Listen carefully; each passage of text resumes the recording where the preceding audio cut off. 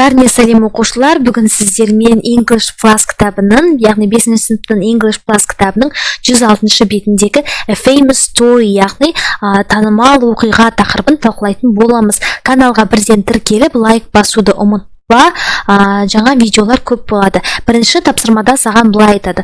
Who are the characters in the story? Match the names 1, 2, 4 with the roles дейді. Яғни, мына басты кейіпкерлер кім осы оқиғаның және де сәйкестендір дейді. Сонымен мінеке, бірде Баян Сұлу, ол бізде daughter болады, D, 2 C болады, яғни қозы көрпеш бізде lover, ғашықжан, 3 Қарабай, ол бізде A, әкесі, father, және де Кодар бізде warrior, жауынгер болады.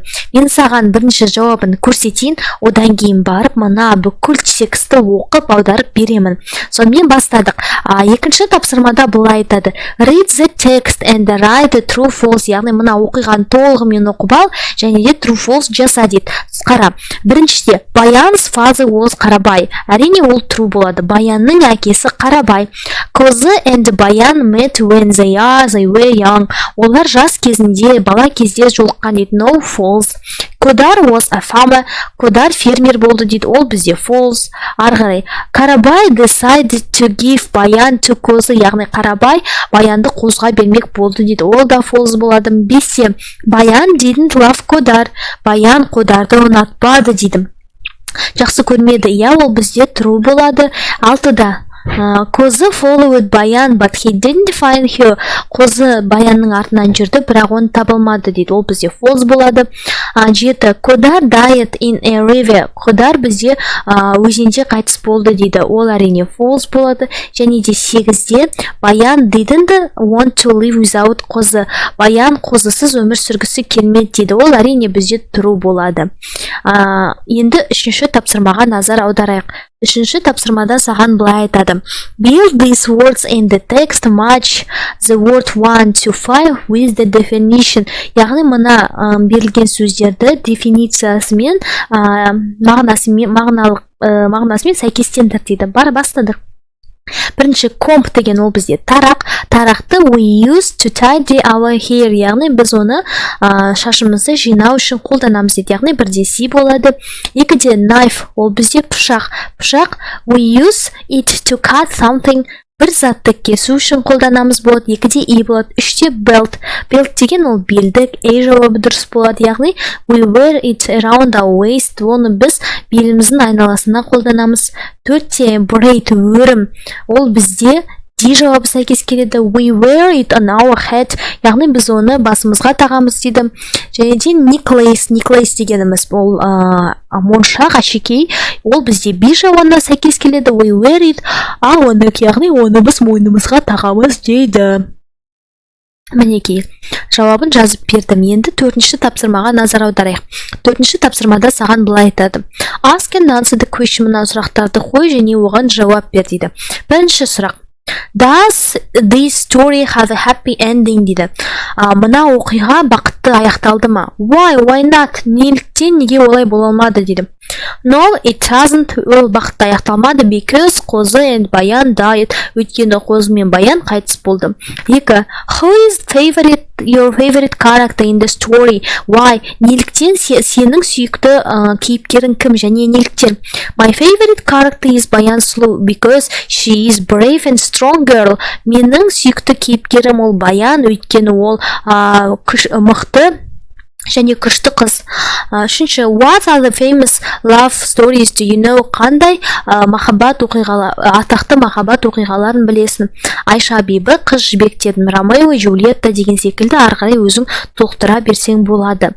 Жалпы жауаптары осы. Енді мен саған мына тексті толығымен оқып аударып берейін. Бастадық. Қозы көрпеш, енді Баян Сұлу.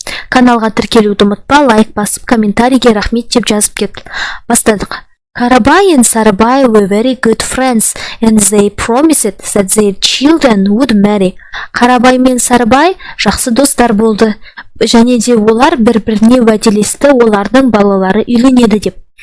Сарыбай died before his son Қозы was born. Бірақ Сарыбай қайтыс болып кетеді өзінің Қозы атты баласы туылғанша.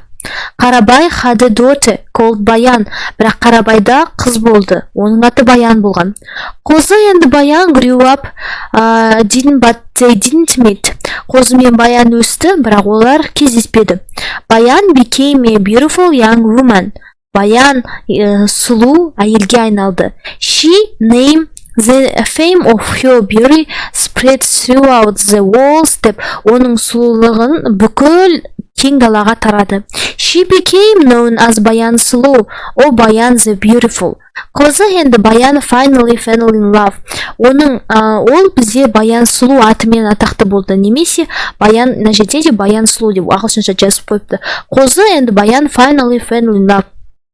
Ақырында Қозы мен Баян бір-біріне ғашық болады. Then warrior called Қодар helped Қарабай rescue his goats and sheep in the desert. Кейіннен Қодар атты жауынгер Қарабайға көмектеседі оның ешкісі мен қойын шөл даладан алып шығуға. So Қарабай changed his mind and decided to give his daughter to Қодар instead of Қозы. Кейінірек Қарабай ойлана келе өзінің өзгертеді өзінің ойын, және де ол шешеді қызын Баянды Қодарға беруге Қозының орнына. But Баян didn't love Қодар and wanted to wait Қозы. Бірақ Баян Қодарды жақсы көрмейді, және де Қозыны күтпек болады. So Қарабай and Қодар took Баян away. Одан кейін Қарабай мен Қодар Баянды алыс жаққа алып кетеді. On the way she dropped of her things. Жол бойы ол өзінің заттарын жерге тастап келеді. On a mountain, тауға келген кезде she left her comb and she dropped her belt necklace. Тауға дейін барғанша ол өзінің комп тарағын, одан кейін барып белдігін, одан кейін барып мойнындағы әшекей бұйымын жерге тастайды. Қозы followed her things and found her. Қозы осы заттардың артынан ере отырып Баянды тауып алады. Then Қодар attacked Қозы and they had fight. Одан кейін Қодар мен Қозы, яғни олар не істеп шайқасып қалады. Then Қодар бірақ Қодар ол төбелесте жеңіліп қалады да, Қозы ұйықтап жатқан кезде, but then murdered Қозы in his sleep. Одан кейін бірақ Қозы ұйықтап жатқан кезде оны жарақаттайды. Баян took her revenge. She asked Қодар to bring water from the deep well. Баян өзінің жеңілгендігін мойындап, Қодарға маған судан яғни терең құдықтан су алып кеп бер дейді. Қодар climbed down into the wall using her braids. Қодар жаңағы құдыққа Баянның шашын қолдану арқылы түседі жіп ретінде. But then Баян cut them and Қодар died in the well. Яғни Баян шашын кесіп жіберіп, Қодар сол құдықтың ішінде қайтыс болады. She didn't want to live without Қозы, so she stabbed a knife into her heart. Ол Қозысыз өмір сүргісі келмейді де, өзінің жүрегіне пышақты сұғып, ол да қайтыс болады. Бұны мен саған мына оқиғаны толығымен аударып бердім. Саған түсінікті болды деп ойлаймын. Каналға тіркеліп, лайк басуды ұмытпа, комментарийге рахмет деп жазып кет. Бай-бай.